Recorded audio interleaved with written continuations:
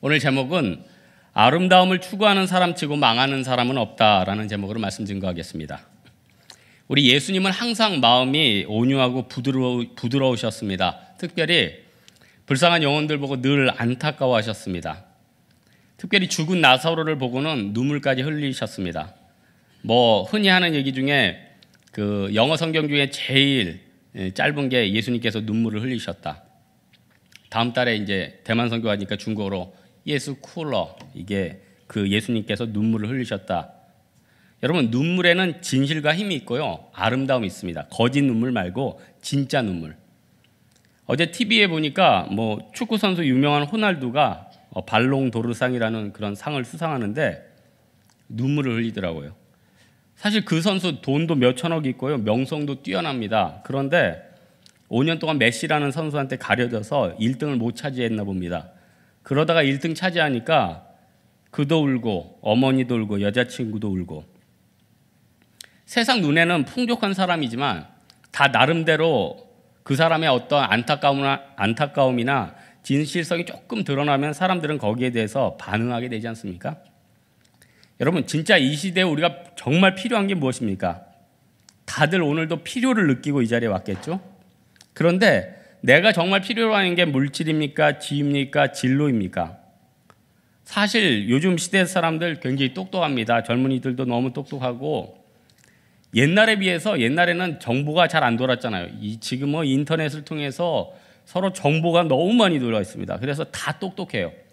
요즘 같은 시대에 물건 더 비싸게 주는 사람들 별로 없을 거예요. 다 무슨 어디 닷컴 쳐가지고 최저가로 해가지고 사고, 나는 어디 가서 더 할인 받았어. 그러니까 다 똑똑해졌습니다. 다 빨라졌어요. 예전에 무슨 반기문 의장님의 그 송년사라고 카톡에 잘 돌았죠. 제가 이거 보니까 그분이 진짜 한 건 아니고 그냥 내용이 좋아서 그렇게 좀 돈 얘기가 있더라고요. 누가 썼는지 모르겠어요. 건물은 높아졌는데 인격은 더 작아졌고, 고속도로는 더 넓어졌는데 시야는 좁아졌고, 소비는 많아졌는데 기쁨은 더 줄어들었고, 집은 커졌는데 가족은 더 작아졌고, 생활은 편리해졌는데 시간은 더 부족하고, 가진 것은 몇 배는 되었는데 소중한 가치는 더 줄어들었고, 학력은 높은데 상식은 부족하고, 지식은 많아졌는데 판단력은 부족하다, 모자라다.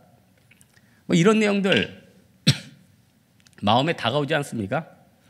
우리가 신앙인들이 신앙 지식, 지금은요 평신도들도 주석 찾으면은 또 네이버 치면은, 물론 이단들이 굉장히 많이 깔아놔서 잘못된 지식이 굉장히 많은데, 인터넷 치든 뭐하든 그냥 지식과 이런 것들이 너무 차고 넘치는 거예요.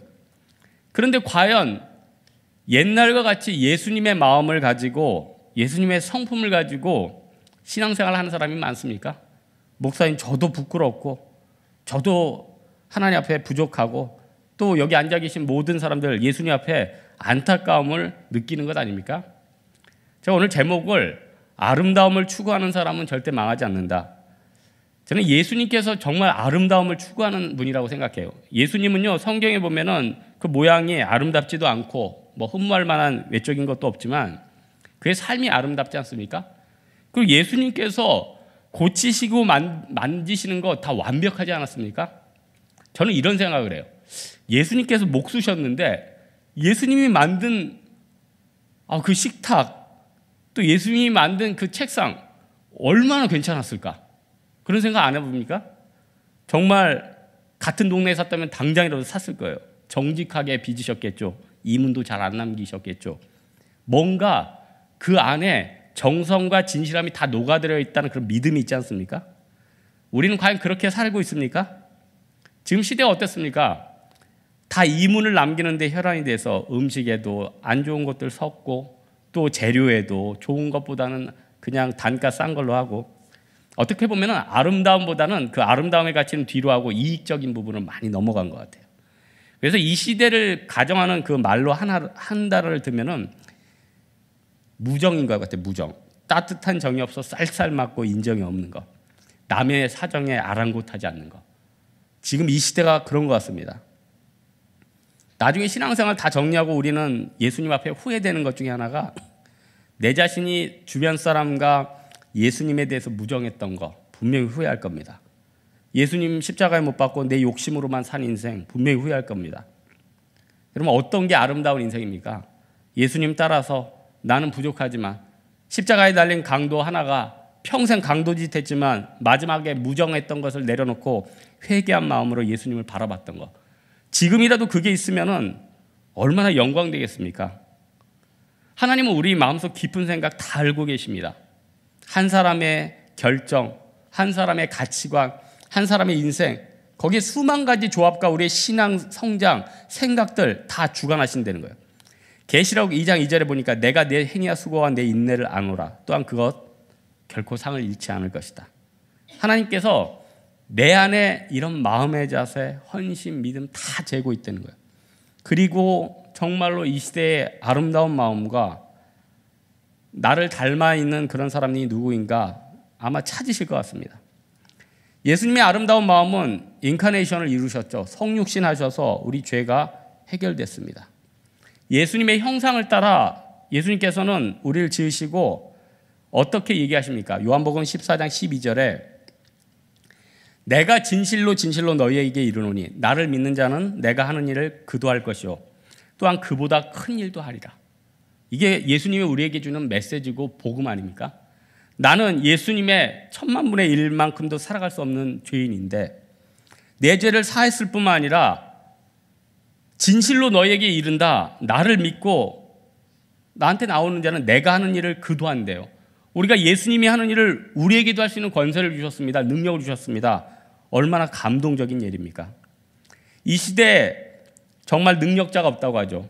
이 시대에 위로자가 없다고 하죠. 하지만 예수님의 아름다움과 예수님의 성품대로 돌아가면은 똑같은 그런 능력, 아니 예수님께서 더 큰 권세로 임하신다는 거예요. 오늘 본문에 보면은 예수님께서 뭐 칠병이어의 일도 있지만은 병자들을 고치는 내용이 나오지 않습니까? 예수님께서 사복음서에 보면은 병자들 치료하는 모습이 굉장히 많이 나와요. 그리고 복음서 기자들은 예수님을 위대한 의사로 증언하고 있습니다. 저는 왜 누가복음도 24장 길지 않습니까? 사도행전도 길지 않습니까? 근데 왜 그 안에 그렇게 긴 성경을 베드로나 바울이나 이런 사람이 아니라 의사 누가가 쓰게 했을까? 참 의미 있는 것 같아요. 예수님께서는 그렇게 이적에 나타나는 그 역사를 어떻게 보면은 우리 눈들이 하도 의심이 많으니까 의사가 본 관점으로 조금이라도 그걸 풀어주시려는 것 같아요. 그래서 조금이라도 우리에게 믿음이 생기게 하기 위해서. 그리고 나서 누가는 놀라운 것들을 목격합니다. 30절에 보니까 큰 무리가 다리 저는 사람과 장애인과 맹인과 말 못하는 사람과 기타 여럿을 데리고 와서 예수의 발 앞에 앉힘에 고쳐주시니. 다리 저는 사람, 장애인, 맹인, 말 못하는 사람, 공통점이 뭡니까? 의사들로서는 못 고치는 사람이라는 거예요. 의사로는 진짜 못 고치는 사람을 데려왔는데 예수님이 고치셨다는 겁니다. 여러분, 왜 예수님이 인간에게 병을 허락하십니까? 인간의 죄의 근원은 잘 모른다고 신학에도 나와 있습니다. 또 병에 대해서 구약에는 저주라고 얘기를 합니다. 하지만요, 이 병을 통해서 우리 인간은요, 달려가던 길을 멈추게 됩니다. 그 병에 집중하면서 자기 자신을 돌아보게 만들어요. 하나님을 생각하게 된다는 겁니다. 저도 뭐 아이폰 쓰는데요. 여러분 뭐 애플 제품 많이 쓰죠? 제가 들고 있는 노트북도 애플입니다. 핵심은 자랑하려는 게 아니라 이거 개발한 사람이 스티븐 잡스 아닙니까? 돈도 얼마나 많았고 얼마나 혁신적이었습니까? 예전에 핸드폰 회사 다니는 그 형제 하나가 저한테 얘기를 하대요. 우리나라 사람들이 이제 핸드폰도 굉장히 잘 만들고 뭐 다양한 거 그냥 뭐 며칠마다 하나씩 뚝딱뚝딱 만드는데 이 스티븐 잡스는 한 개 가지고 그거를 계속 응용하고 거기다 덧붙이고 해가지고 하나로 승부를 다 봤다는 거예요. 그러니까 얼마나 창조적이고 승부 근성이 있는 사람입니까? 그런데 췌장암 걸렸을 때 우리가 그 모습을 보십시오. 그렇게 창조적이고 능력 있고 돈 있는 사람들도 병 앞에 무력한 인간의 모습을 보지 않습니까? 그러니까 저희 교회도 의사분들이 있는데 그런 얘기예요. 내가 뭘 고칠 수 있느냐. 결국 하나님이 고쳐주신다. 어떨 때는 배 열어놓고 도저히 안 되겠다고 다 덮었는데 일주일 있다 보니까 살아있더래요. 그러니까 진짜 의사는 다 예수님이다 고백하지 않습니까? 이 중에 각각 자기 나름대로 일들 있죠. 자기가 하는 거 이거 나만큼 할 수 있다. 그런 말보다는 결국 세상의 주관자는 하나님이시구나 깨닫지 않습니까? 아니 몸 안에 혈관이 지구 한 바퀴 돈다면서요.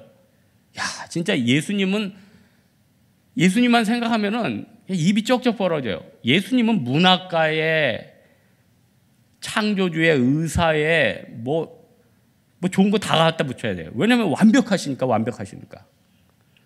그래서 우리는 기본 진리 앞에서 예수님 앞에서 결국 겸손히 무릎 꿇을 수밖에 없습니다.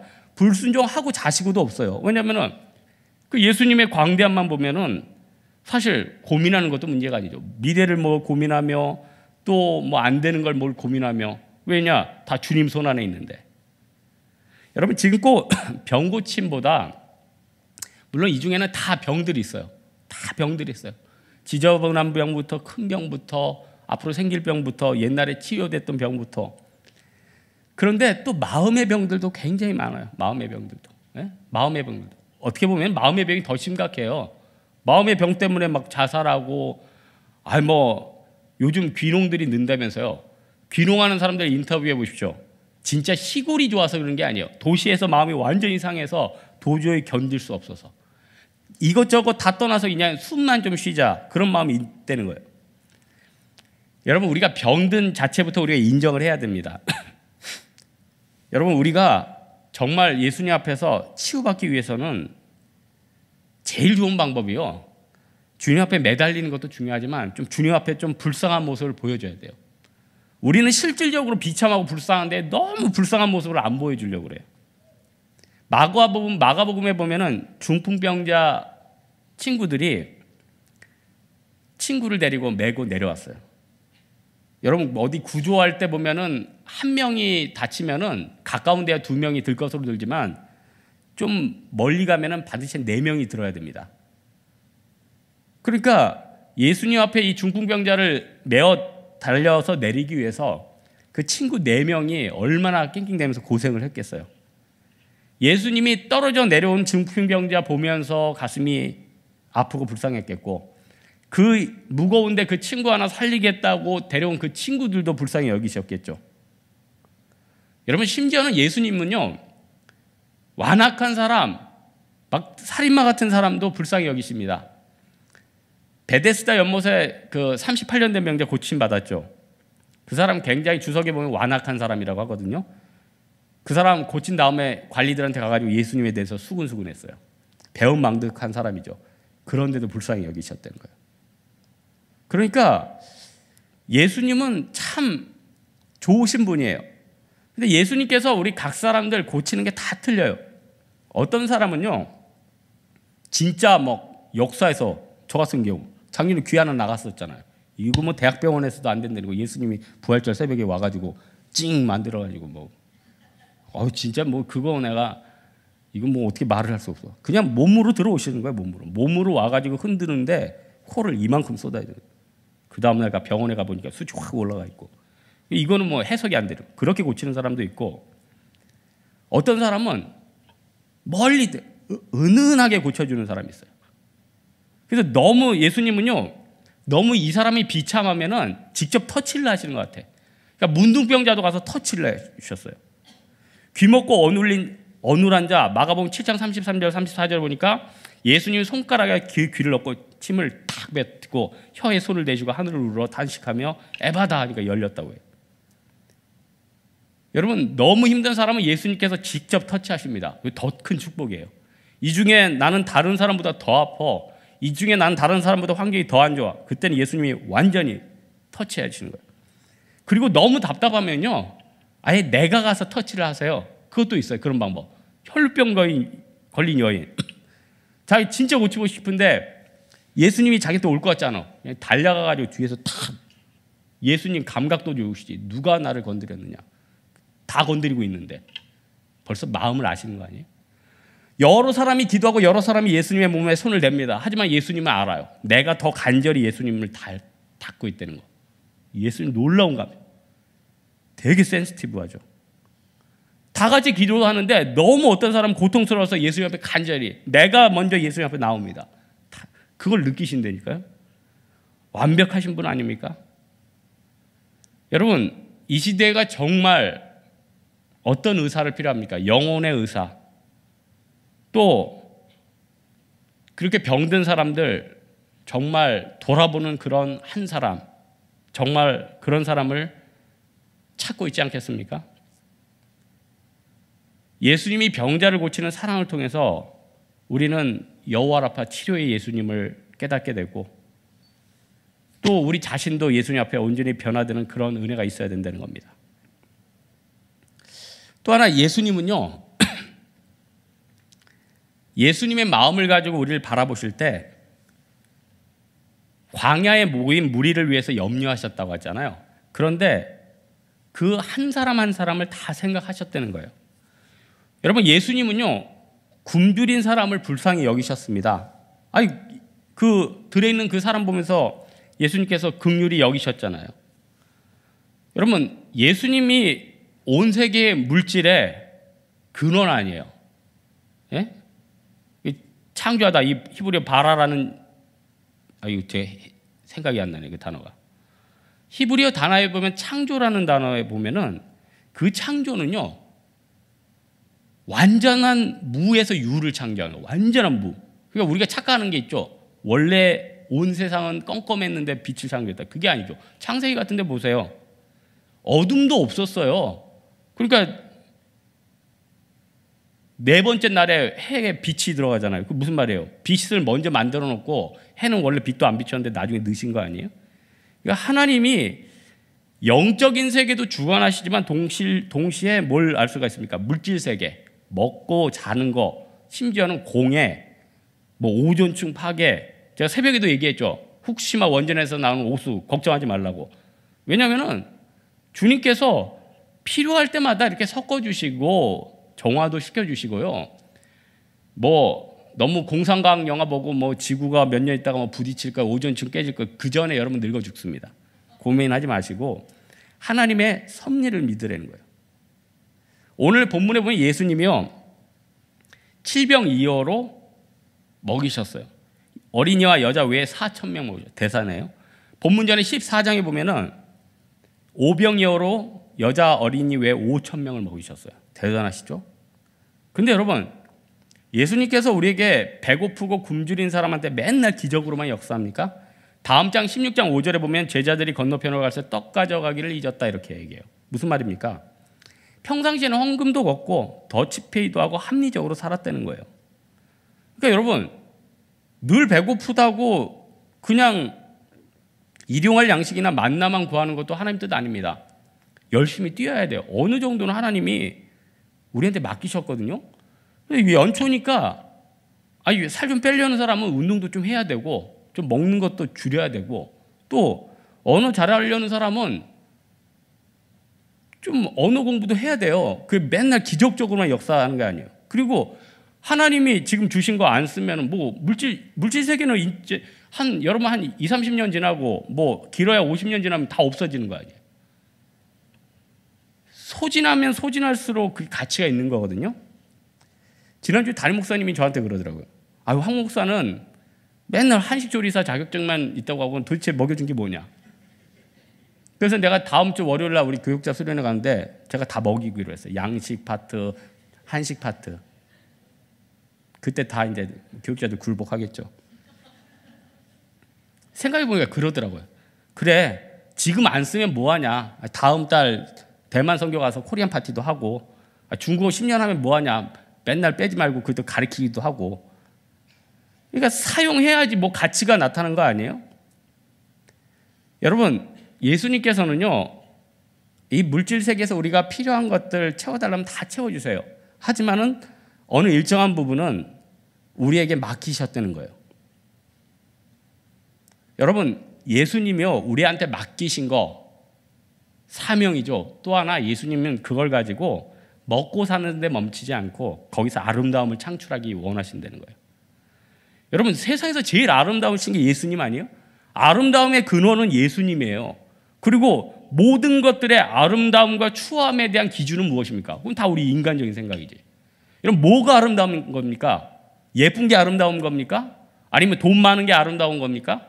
아름다움은 뭐라고 하나라고 딱 정의하기 힘들어요. 하지만은 추하다고 느끼는 사람 가운데서도 아름다움이 있어요. 가령 오늘 새벽에 제가 문둥병자 고친 얘기를 설교했는데 그 문둥병자는 뭐가 아름답습니까? 주여, 주님이 원하시면 고침받을 수 있습니다. 몸은 추하다고 세상 사람들 말하는데 그의 말과 행동은 아름다운 거예요. 마가의 다락방, 마가는 그렇죠. 마가는 부유한 애였어요. 그런데 또 나름대로 부유한 아들이다 보니까 사도 바울하고 전도하다가 또 도망쳐 오잖아요. 하지만 마가의 다락방 자기 자신을 내어놓기도 하고. 그러니까 아름다움과 추함의 그 기준은 주님만 판단하실 수 있는 거죠. 그런데 중요한 건 뭐냐면 우리도 영적인 존재이기 때문에 내가 예수님의 아름다움을 따라서 살아가고 노력하다 보면 그 아름다움이 다른 사람한테 다 전파된다는 거예요. 여러분 정말 하나님 앞에 기도합시다. 하나님, 내가 하는 일, 사업, 헌금하는 거, 누구 섬기는 거 아름답게 해주십시오. 똑같이 해도 보여주기 위해서 하는 사람은 아름답지 않습니다. 하지만요, 예수님을 생각하고 주변 사람을 생각하고 요 하나의 작품을 가지고 하나님 앞에 영광 돌리겠다. 부살렐과 오홀리압의 마음을 가지고 섬기는 사람은요, 꽃꽂이 하나 하고 찬양 하나 하고 주변 사람들 케어하고 전화 한 통 하더라도 그 안에 아름다움이 있어요. 그게 진짜 사역 아니겠습니까? 예수님께서 공생의 첫 번째 기적 나타난 게 뭡니까? 요한복음 3장 있죠. 가나의 혼인잔치. 뭐 저는 술 먹어본 적이 없어서 술 맛은 모르겠지만 뭐 포도주나 와인 중에 최고가 뭐 로마나의 꽁티라면서요. 인터넷에 찾아보니까 싼 게 500만 원, 뭐 비싼 게 2천만 원. 그래서 어떤 사람 블로그에 있는 거를 방금 내가 한번 봤는데 한 병을 지인들하고 샀대요. 100만 원씩 내서. 그래서 이제 어느 날 일시에 따서 요만큼을 잔에서 딱 먹고는 이 한 잔에 80만 원이다. 그러면서 감동하면서 그 코르크막에 막 집에서 간직하고 있는데 저는 이런 생각을 해요. 예수님이 만든 포도주는 얼마나 대단했을까? 야, 이거 하나님이 직접 만들었어요. 숙성 과정 다 필요 없어. 바로 대단한 거죠. 근데 우리는 너무나도 중간 과정이 없이 바로 되는 걸 좋아해요. 너무 극적이다. 그래서 자기가 노력 안 했는데 극적으로 뭐 붙으면 야, 주님이 없어. 그럴 때도 있죠. 하지만요, 주님은요, 1년의 과정을 우리에게 주십니다. 왜냐하면 1년의 과정도 축복이거든요. 그 아름다움을 얻기 위해서는 절제해야 됩니다. 희생해야 됩니다. 그러면서 내가 주님 앞에 반짝반짝 빛내는 거거든요. 여러분, 우리가 이 물질 세계 살면서 우리 마음 가운데 너무 세상이 무정하고 요행을 추구하는데 우리 예수님 앞에서는 관대하고 또 사도 바울이 그러죠. 받는 자보다 주는 자가 더 복되다 이런 가치관을 갖고 예수님 앞에 그렇게 서야 된다는 거예요. 그게 그 사람이 진짜 믿음 있는 사람이고 축복 있는 사람이죠. 그래서 오병이어를 드린 어린이의 미래 전 참 궁금해요. 혹시 뭐 신학교 다니시는 분들 제가 전승 다 안 봤는데 전승 중에 이 아이가 어떻게 됐는지 참 궁금해요. 뭔가 됐을 것 같아요. 여러분, 우리가 하나님 앞에서 뭘 드리고 헌신하고 어떤 예술품을 창조하고 내가 하나님 앞에 드려지면요, 희생하면 할수록 얻는 복이 있어요. 마음에 평안이 있고요, 불필요하게 욕심내는 게 다 사라지는 거예요. 그러니까 여러분, 연초 되면은 주로 뭐 교회에서 목사님들이 하는 설교가 뭐 11조 올해는 열심히 하십시오, 뭐 하십시오. 교회 재정도 있지만은 그게 각 사람 가운데 영적인 축복이거든요. 그래서 11조들을 제대로 하면은 하나님이 우리 마음을 어떻게 주관하냐면은 불필요한 거 막 사고 싶은 마음을 다 절제시켜 준다니까요. 여러분, 의외로 우리들이 인간이 물질 세계 살면서 별로 필요도 없는 거, 갖고 싶지 않은 것들 자꾸 사가지고 돈 낭비하는 경우가 굉장히 많아요. 제가 아는 어떤 분은 제가 그분한테 누가 될까? 우리 교회 아니니까 얘기할게요. 그분이 이제 어디 공무원이세요. 그래서 제가 그랬죠. 형님, 그 일주일에 맨날 그 시청에 나갔는데 뭐 차 탈 일도 없는데 또 주일날 봉사하는데 차 언제 삽니까? 그래서 그분이 신형 좋은 차를 사려고 하더라고요. 토요일날 그거 잠깐 타실 텐데 그냥 있는 거 유지하든지 중고차나 사십시오. 근데 굳이 그냥 풀옵션 해가지고 비싼 걸 샀어요. 제가 그렇게 말렸는데. 얼마나 그게 자랑스러운지 가족보다 저한테 먼저 보여주려고 여기 강변을 쭉 타고 오는데 멋있더라고요. 멋있긴 멋있는데 그분 표정을 보니까 다 이루었다. 그래서 몇 년 지났단 말이에요. 제가 전화를 했죠. 요즘 어떠냐. 몇 년 동안 거의 안 탔어. 지금 중고차 가격도 싸. 기름값 비싸져가지고 중형 잘 팔리지도 않아. 그러니까 여러분 보십시오. 우리는 뭔가 얻겠다고 뛰는데 그 시지푸스 신화에 나오는 그 괴물하고 똑같아. 밀고 밀었는데 다시 떨어져. 노인과 바다의 그 노인이에요. 열심히 그냥 참치 잡았는데 결국 상한데 다 뺏겨요. 허무, 갈등. 그리고 정말 열심히 살아서 다 이루었다는 사람 암 걸렸어. 도대체 어떻게 해야 되는 겁니까? 인생은 왜 이렇게 꿀꿀합니까? 여러분 작은 것 가운데서도 굉장한 기쁨이 있어요. 굉장히 기쁨. 저 크리스마스 때 제가 저희 교회 구제사역 갔잖아요. 제가 갔던 데가 이 화곡동의 개척교회. 그때 장마 나가지고 우리가 교회가 그 장마 난 거 다 막아준 교회 있죠. 비전교회. 그 교회 이렇게 갔다 오는데 너무 마음에 행복한 거예요. 그리고 그 목사님이 친척이 양평에서 정말 좋은 햇살에 말린 그 고구마 말린 걸 저를 주시더라고요. 그걸 입에 씹으면서 오는데 이 몸에 좋은 거, 이 웰빙, 햇살이 막 고구마 속까지 들어오는 것 같고, 이 건강식 먹고 몸에 건강한 게 습식보다 건식이 좋거든요. 더 기쁘더라고요. 더 기쁜 거. 여러분 진짜 하나님 앞에 잘 산다는 게 뭡니까? 여러분 미래 잘 준비해 놨습니까? 물질 잘 준비해 놨습니까? 나는 이제 됐다. 세상에서 됐다 하는 사람들 언제 갈지 모르는 거예요. 지금 우리나라 전기가 부족하니까 원전 7개 더 짓는 데죠. 생각해 보세요. 원전 하나만 터져도 난리 아니에요. 근데 왜 걱정 안 해도 됩니까? 하나님이 지켜주시니까. 하나님 지켜주시니까. 하나님이 나 죽은 다음에 터뜨려 주시니까. 그건 또 조크라고 하죠. 굉장히 흐뭇해하세요. 여러분 우리는 외적인 능력만 힘이라고 생각해요. 그런데요 제가 보니까 이 시대는 내적인 힘이 더 큰 것 같아요.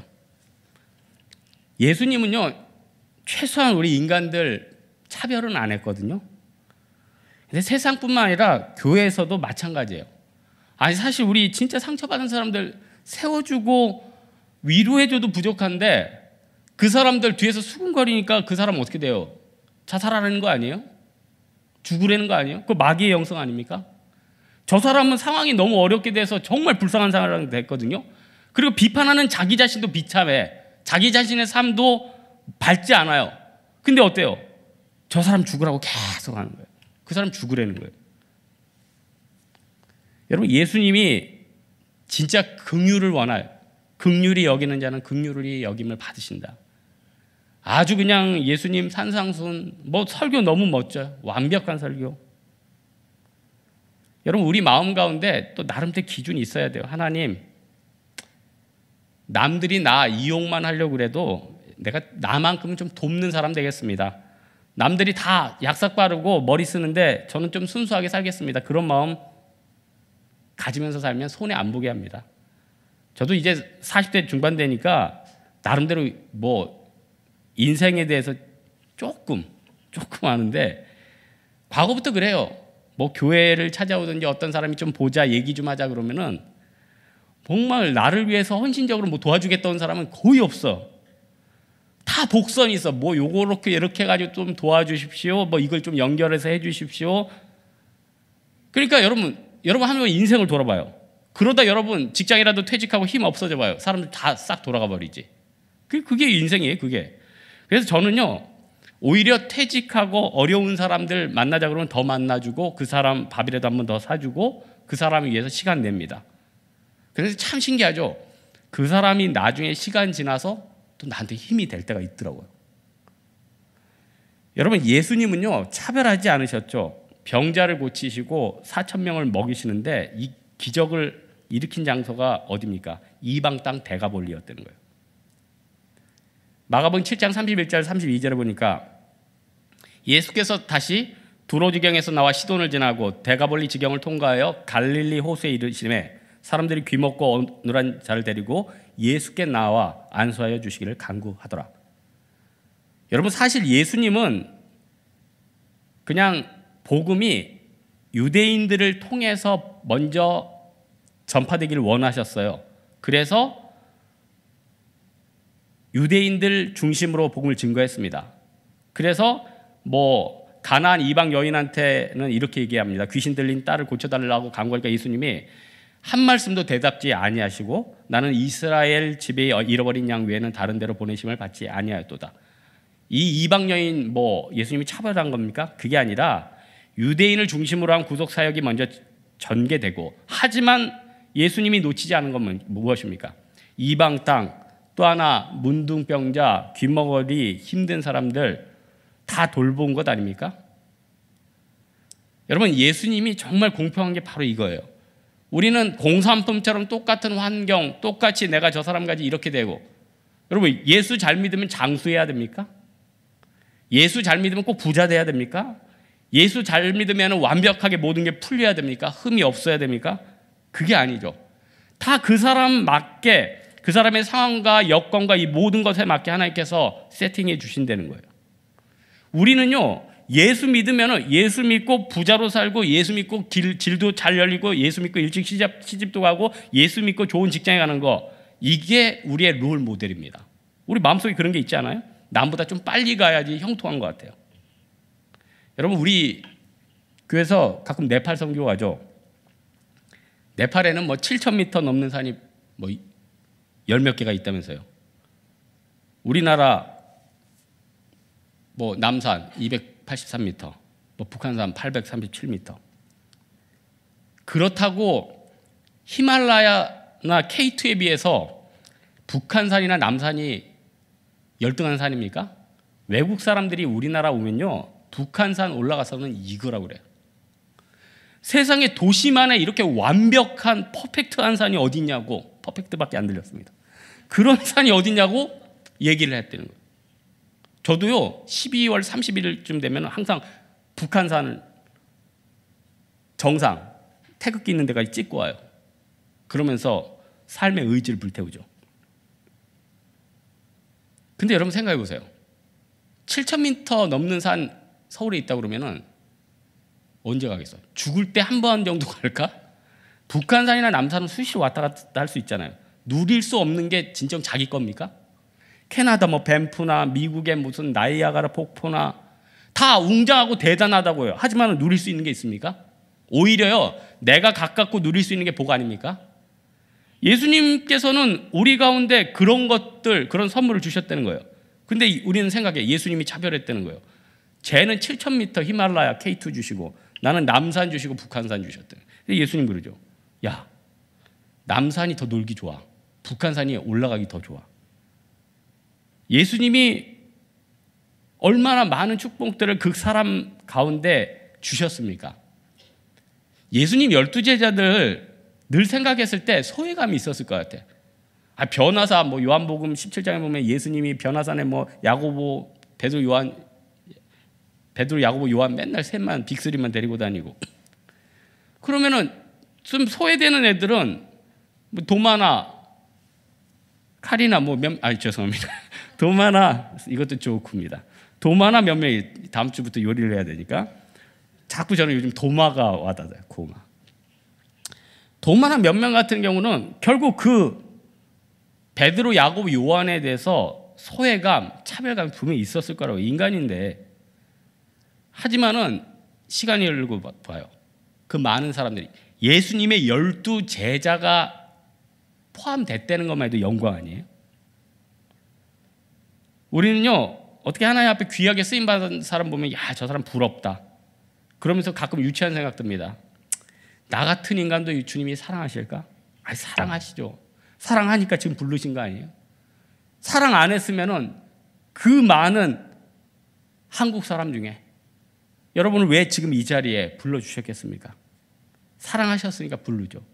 지금 나는 별로 대단한 사람 같지 않아도 하나님께서는 정말 예수님이 12제자처럼 나를 불러주셨다는 거예요.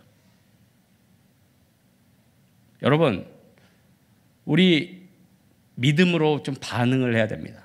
오늘 본문에 보니까 백성들이 이제 배가 고팠는데 예수님이 그러는, 야, 정렬시켜. 35절에 보니까 대여를 막 정돈하니까 사람들이 막 움직여요. 사람들은 그러죠. 주변에 음식 하나도 없어. 뭐 누가 음식을 메우는 사람도 없어. 전혀 아무것도 없는데 어떻게 해요? 대여를 하니까 그 수천 명이 막 대여를 쓰잖아요. 그 사람들은 최소한 뭐가 있는 거예요? 아, 예수님께 역사하시면은 뭔가 먹을 수 있다. 이 믿음 아니에요? 믿음? 여러분, 유치하지만 믿음에 대한 기대감이 있는 사람과 이게 없는 사람은 틀려요. 여러분, 하나님이 똑똑한 사람만 쓰십니까? 당대 석학을 안 쓰시고 구두 닦기 무디를 쓰셨고요. 어부 베드로 이런 무식한 사람들을 쓰셨다는 거예요.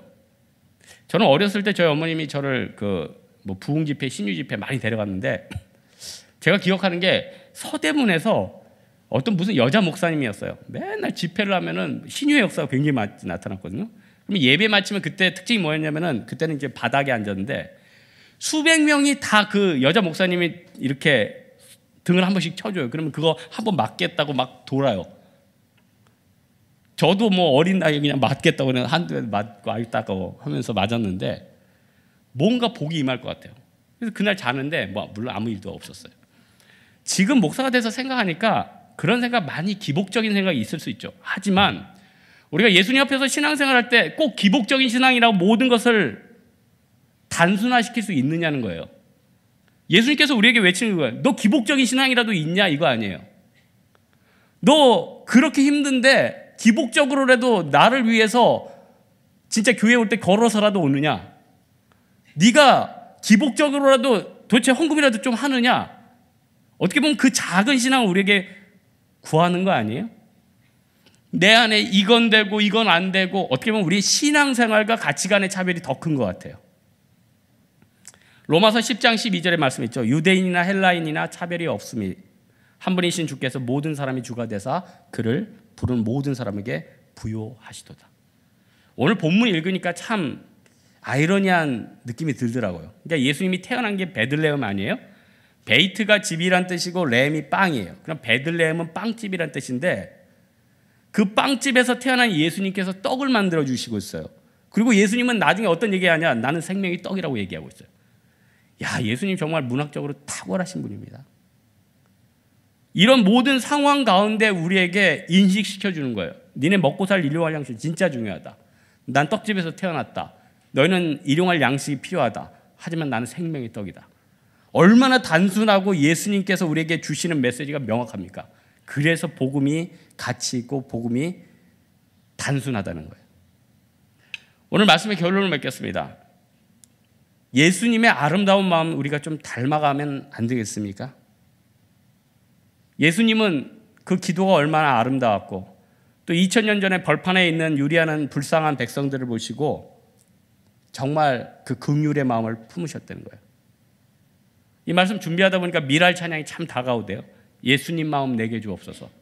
우리는 과연 예수님 마음을 우리는 조금이라도 품고 있습니까?